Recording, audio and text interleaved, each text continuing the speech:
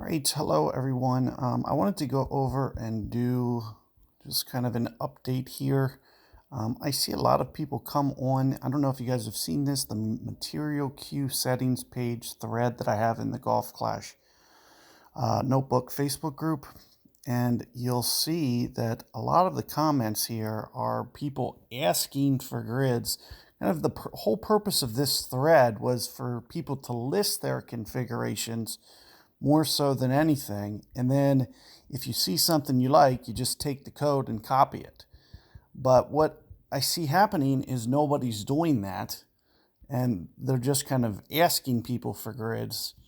So it's much better if you just copy, like for instance, let me see if I can find something here. This person uses a 9, so I went and copied my entire code in the thread. Here it is.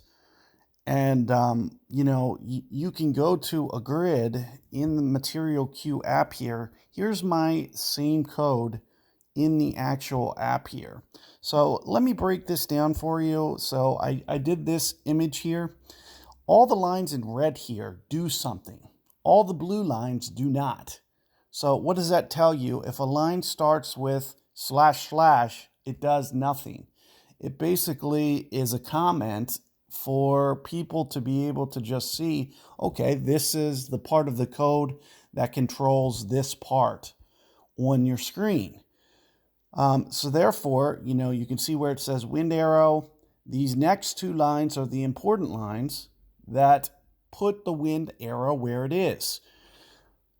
For instance, you'll see that the inset top to bottom, that's basically just giving the part on the screen where it's displaying. And then you'll see keyline distance here. That's how far it is from the left edge, so 40 dp. So if you like my grid, for instance, first off, I like a very simple grid. So let's see what my grid actually does. So if I click on it, you'll see it's only 3 lines. So if I go into the game here, it's just this line, and this line. That's it. And the first line that I was talking about here is the wind arrow, which is this one up here on the left. There's a center vertical line, which you can see. And again, it has that inset top, bottom, left, and it's just kind of placing it and displaying to those lengths. And then you'll see the keyline distance from left outside. It's essentially just assigning it right there in the middle. If you want a center line, you can do that, and you can just play around with the percentages there if you want to extend that line. And similar here with the horizontal pull line, it's kind of set up the same way. If you want to shift it up or down, that's where I use that keyline distance. And you can see I've settled on 21 dp. And the main reason that I have 21 is because what I did to establish that is I took screenshots of my actual position in game. And what I found is when I pulled down, for instance, so let's say I pulled down. So when I pulled down, that's showing right where the ball sits on the line on my screen to where I know that I'm not over curling. So if I put the top of the ball to this line, the ball will not have extra power when I curl it. So that's why I set up that 21.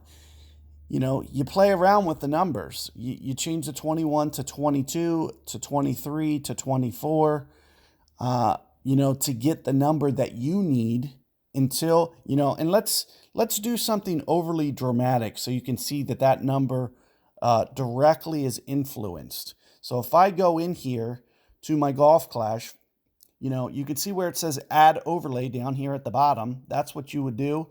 If you need to go in and edit this, first off, the first thing you might want to do is you can see material queue is, I need to go out here and I need to hide overlay. We need to cut this overlay off. And then what we're going to do is we're going to edit. So if you edit it without the app being closed, it's not going to launch. So you do need to do that step. Always close it down when you play with the numbers. But here, this is just going to give you an idea. I'm going to completely exaggerate this. Instead of doing this, let's do like 80. So you remember where it was, and then I'll check mark it to accept it. Now, when I display it, you'll see this line has moved. It's shifted. That's what you need to do with these grid configs, is just play around with the numbers. So once you see a grid that you like, and like I said, I like a very simple grid, and I can do this with every line, but every time that I do something, I'm going to need to make sure that I go ahead and hide the overlay, get rid of it, and then I'm going to come back in and we'll edit it again. It's the same thing with this 21 that I was telling you. If I change this number, let's say I make it 71, it's going to shift the grid. So now, when I go ahead and launch it, you're going to see that the line has shifted. So you see this is shifting those lines. And that is what I wanted you guys to do when I set this thread up, is you find a code that somebody's created, and if you want more lines, you just have to create more arguments. So, let me hide this real quick. Let me go back into the app so you can see what I'm talking about here. So let's say I want another horizontal pull line or another vertical line. All I'll do is I'll take this code, where it says wind arrow or horizontal pull line, and I'll just duplicate. I'll write another case. I'll copy and paste this part of the code. So just like this.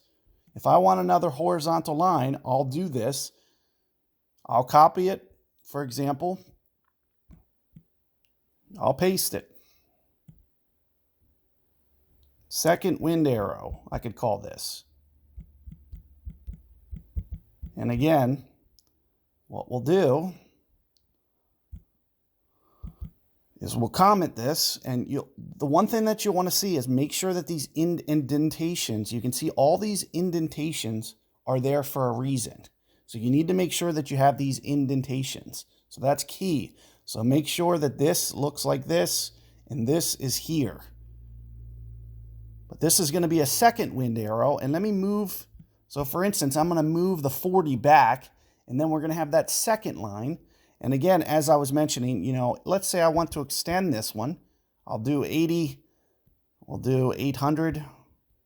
You just play around with the numbers, and you'll see it's shifting it up. So you can see that second line up here now is way up there. If I want to move it down, if I want to move that line down, I go the other direction. Or I change the command to, instead of from the left, I can use one of the other commands that it says. I can do from the bottom, from the top, outside, from the left, up, outside. You can see how this app is working because there's, quite a few different configs in here. But what I'm going to do here is I'm going to, just get rid of all this stuff. And again, I can comment it out and it'll make it disappear. I just got to make sure that there's a comment out there. And this is how you're supposed to be messing around with this code. Now, to actually see it show up, I'll have to relaunch. As you can see, you have to make sure that you click on this. You don't necessarily need to close it down, but you do need to relaunch it. So, and you can see here, I'm pretty sure that this, puts it back to my original code that we had. Let me just space that out so I can see that a little bit more easy. If you want to change the color, you can see that's the part at the top. These are hexadecimal colors. If you don't like blue, you can change this. It's a 6-digit code. You can just go to Google. You can type in hexadecimal color codes. You'll get a million codes. You can use the one that you like. So, it's pretty straightforward. And, as I was mentioning above at the beginning here is, go to this thread here. People originally, they listed their code. So if I go into this thread, for some reason, it's just kind of bugging out on me a little bit here. But let me go back to announcements.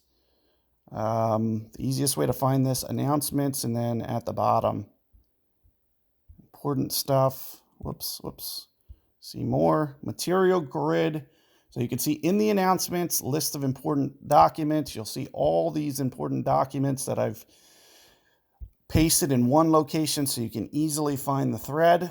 Now, as I mentioned, towards the beginning of this thread, people were actually listing their codes. And so if you see people's codes and so you can see here, Donald, he has an extra line here. So it's a second line that's been put in. Horizontal chord line, horizontal grid line. You basically just modify the code, and you can put in as many lines as you like. You just keep adding those statements. And just recall, what I mentioned about what lines are important, which ones aren't. And you should be able to easily set up your own grid. And what you'll see from device to device is the only way the wind alignment, for example, that's why mine is set to, the 21 that I had it or the 40 that I had it, because that's where it bisects the wind. So if you need to move it to 38 to make yours bisect, do that.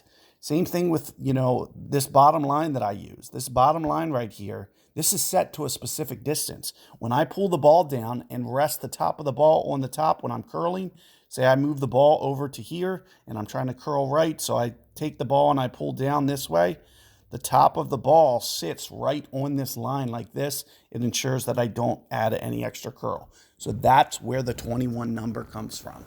If yours is 19, if yours is 28, if you have a tablet, it might be even, much more different than that. Plus, you might want to also extend the lines out on the tablet because they might not be big enough for you. So those are the type of things you want to do and think about. Good luck with your material cues. Hopefully you find this helpful. Take care, guys.